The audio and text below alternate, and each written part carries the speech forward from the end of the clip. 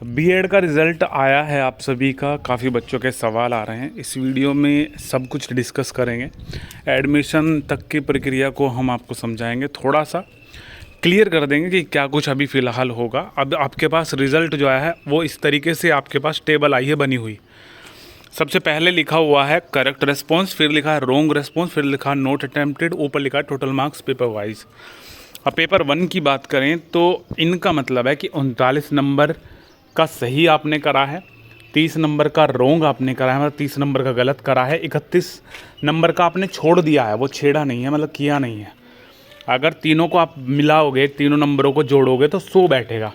मतलब 100 नंबर में से आपके आए हैं 58। टोटल जो आप मार्क पेपर वाइज है वो 58 है। अगर पेपर 2 की बात करें वैसे ही जो 41 है वो करेक्ट रेस्पॉन्स है आपका, ये वाले कि भाई आपने सही दिया है इनका जवाब। जो 26 है वो आपने गलत दिया है। 33 जो है वो आपने छोड़ दिए हैं सवाल। टोटल मिला के 64.6667 ये हो गए आपके। अब इन दोनों को मैच करके ये आ गया आपका, ठीक है। और ये है फाइनल स्कोर आपका जो कि इतना है, ठीक है। तो ये फाइनल स्कोर हो गया। अब इसके हिसाब से जो बोर्ड है, जो आयोग है जो इसकी परीक्षा कराता है, वो रैंकिंग सेट करता है, जो कि ये है स्टेट रैंकिंग। मतलब पूरे के पूरे यूपी में जितने भी बच्चों ने फॉर्म भरा है, अगर आपकी रैंकिंग आई है यहाँ पे 10 लिख रहा है, इसका मतलब है कि आपसे पहले 9 बच्चे और खड़े हैं लाइन में एडमिशन लेने के लिए। अगर आपकी रैंकिंग ये है तो इसका मतलब है 1,99,651 बच्चे आपसे आगे खड़े हैं एडमिशन लेने के लिए। अब एक कॉलेज में मान के चलो 100 सीट हैं, आपके जो पास है हर कोई बच्चा चाहेगा कि मेरे पास के सरकारी कॉलेज में मेरा नंबर आ जाए। अब इसकी पॉसिबिलिटी रहती कितनी है? हमारे पास काफ़ी कॉल सिर्फ इसी चीज़ के लिए रहते हैं कि रिज़ल्ट क्या है, तो हमें समझ में नहीं आ रहा, पास फेल नहीं होता। तो पास फेल नहीं होता, इस पर रैंकिंग दिखाता है वो, ये रही रैंकिंग, नंबर दिखा देगा और ये दिखाएगा। ये मेन चीज़ है एलिजिबल फॉर काउंसलिंग, मतलब आप एडमिशन वाले जब फॉर्म आएंगे उनके योग्य होने भरने के लिए अगर आपके नंबर बहुत कम है तो आप यहाँ पे आ जाएगा नॉट एलिजिबल, मतलब एलिजिबल नहीं हो नॉट काउंसलिंग, मतलब एलिजिबल नहीं हो आप काउंसलिंग के लिए, लिखा आ जाएगा नॉट एलिजिबल आ जाएगा लिखा हुआ। लेकिन अगर एलिजिबल फॉर काउंसलिंग आ रहा है इसका मतलब काउंसलिंग के लिए आप योग्य हो, आपकी काउंसलिंग होगी एडमिशन के लिए। अब प्रोसेस क्या होगा? प्रोसेस आपका ये रहेगा कि फॉर्म निकलेंगे बीएड वाले और उसमें आपका जो आईडी पासवर्ड है बीएड 2023 और डेट ऑफ बर्थ, इससे आपका एडमिट कार्ड निकला है। एडमिट कार्ड के लिए भी कुछ बच्चे हमें ईमेल आईडी भेज रहे हैं, तो ईमेल आईडी से नहीं निकलेगा बीएड 2023। अगर आप इस वीडियो को 24 में देखोगे तो बीएड 2024, 25 में देखोगे तो बीएड 2025। इस तरीके से चलता है शुरू में रजिस्ट्रेशन नंबर और डेट ऑफ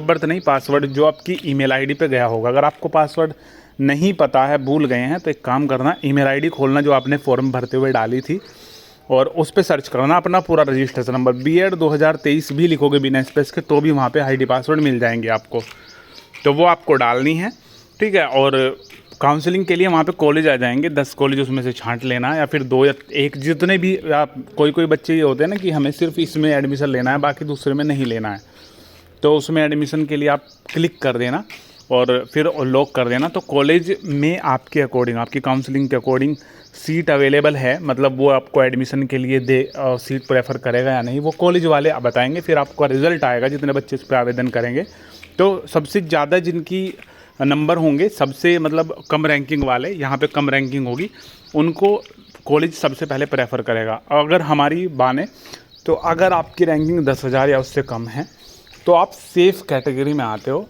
10,000 से कम है। क्योंकि मान के चलो 10,000 यहाँ पे है और हमने बताया कि कॉलेज में सीट तो 100 हैं, तो 10,000 का मतलब है कि भाई बहुत सारे बच्चे हैं।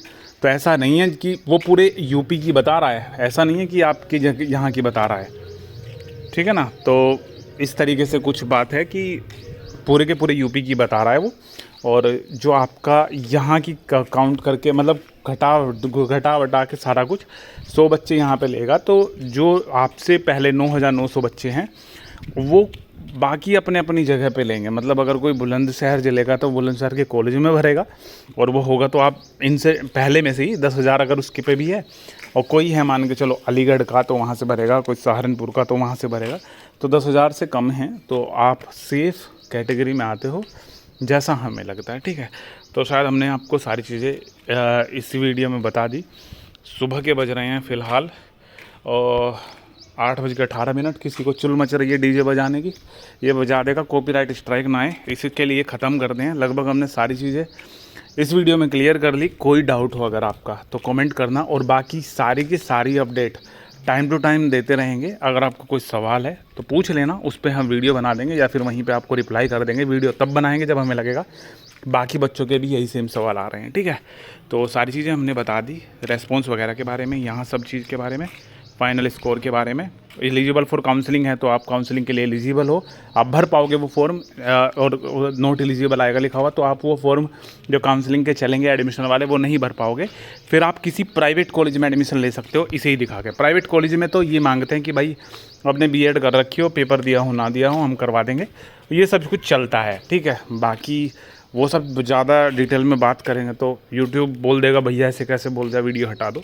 तो ज़्यादा आप समझदार हो, बाकी तो देख लेना, ठीक है ना। बाकी हम बता देंगे आपको। इंस्टाग्राम की लिंक वीडियो के डिस्क्रिप्शन में है, वहाँ से हमें डायरेक्ट मैसेज कर देना, वहाँ सब ये सब बातें चल जाती हैं एडमिशन की, ठीक है ना। तो ये भाई वीडियो में था। बाकी अगर कोई सवाल है आपका कमेंट करना, कोशिश करें तो जल्दी हो सके आपके सवाल की रिप्लाई करने की। धन्यवाद।